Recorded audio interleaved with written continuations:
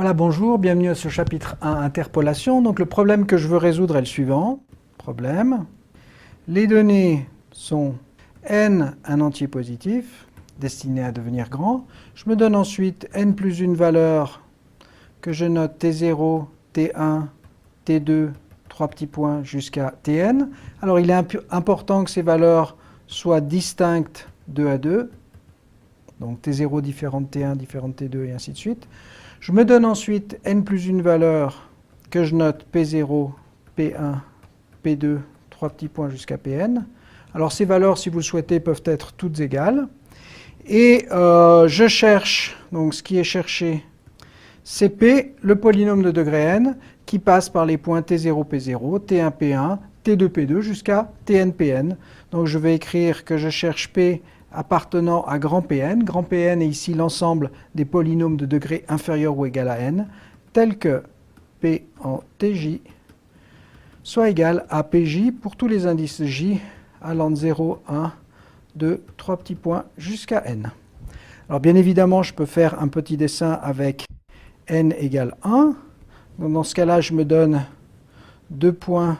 Donc voilà t. Voilà t0, la valeur p0. T1, la valeur P1 correspondante, et je cherche l'unique polynôme de degré 1 qui passe par ces deux points que je peux écrire sous la forme A0 plus A1t. Dans le cas n égale 2, cette fois-ci, j'ai 3 points.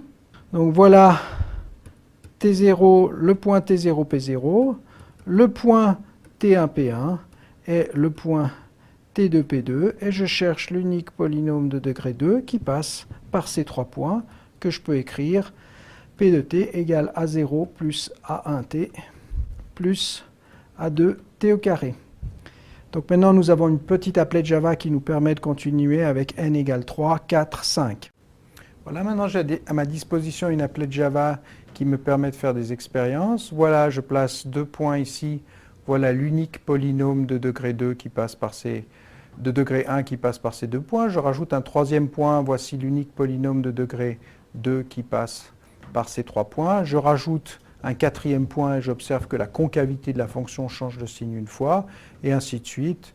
Je rajoute autant de points qu'il me plaît. Et j'ai ici par exemple 6 points d'interpolation et le polynôme de degré 5, l'unique polynôme de degré 5 qui passe par ces 6 points. Je peux rajouter des points si je veux. Voilà. Et maintenant, je me pose une question. Par exemple, que se passe-t-il si je mets un point sous un point déjà existant?